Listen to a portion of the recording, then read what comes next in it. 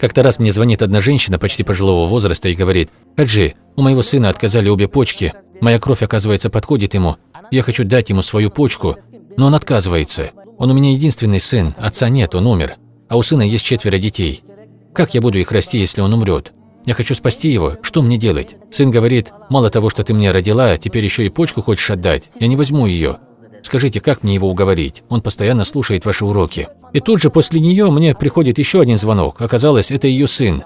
Он спрашивает меня: «Хаджи, моя мама хочет отдать мне свою почку, но я не хочу от нее такой жертвы. Скажите, что мне делать?» В одно и то же время они звонят мне и плачут.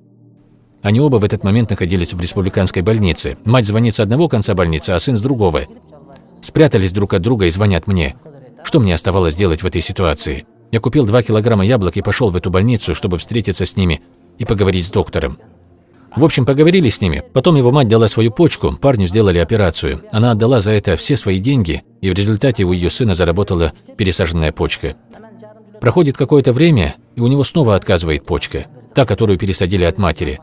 Врачи сказали, что он уже не выживет. И тут мне снова звонит его мама и плачет в трубку: «Хаджи, мы везем сына на Иссык-Куль. Придете, пожалуйста, и помолитесь за него на прощание».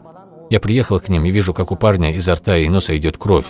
Скорее всего, ему осталось жить считанные часы, и в наших силах только помолиться за него, отвезти на Иссык-Куль и похоронить там. Но я, как мулла, сказал им: «Не теряйте надежду на Аллаха. Все по милости Аллаха. И еще неизвестно, когда ты действительно умрешь». Его мать от горя уже завещание мне оставила. Говорит: «Если я тоже умру, присмотрите за детьми моего сына.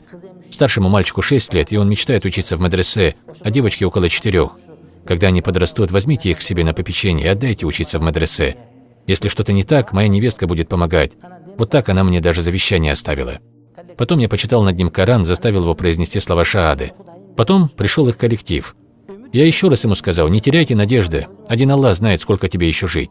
Никогда не нужно терять надежду. Возможно, ты еще сам будешь обучать своего сына». У меня есть знакомая бабушка, которая в 30 лет заболела одной страшной болезнью.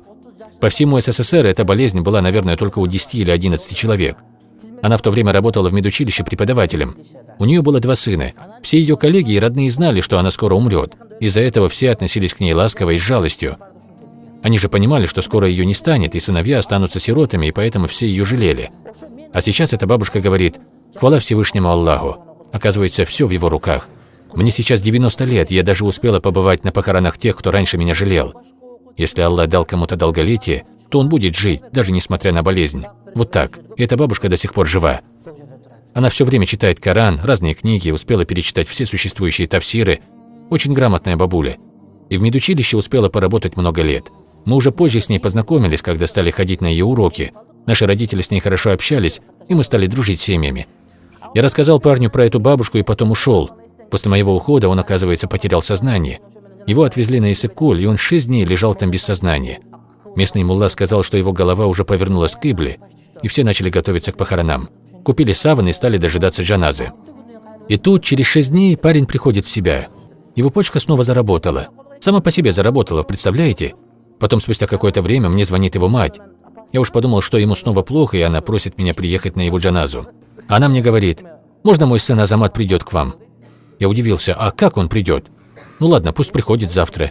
Я в тот день был занят на одной свадьбе, и вот я возвращаюсь обратно со свадьбы в свой офис с полным желудком, и тут я вижу, как ее сын, живой, идет ко мне, да еще и с пакетом в руках.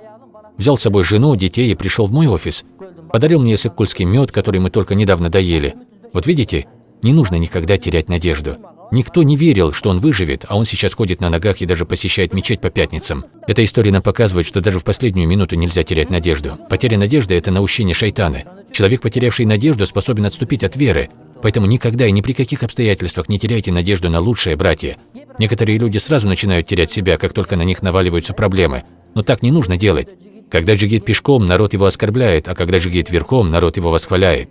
Поэтому, уважаемые братья, если вы ходите пешком, не расстраивайтесь. Возможно, вам осталось немного для того, чтобы быть верхом. А если ты сейчас сидишь верхом, то не зазнавайся и не смотри на других свысока.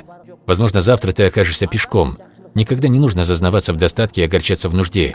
Никогда не нужно терять надежду на лучшее. Аллах милостивый, Он может спасти вас в любую секунду. Я сам в этом убедился. Я был очень удивлен, когда увидел, что этот парень сам пришел ко мне, сам поднялся на 3-й этаж и потом сам же спустился обратно и ушел.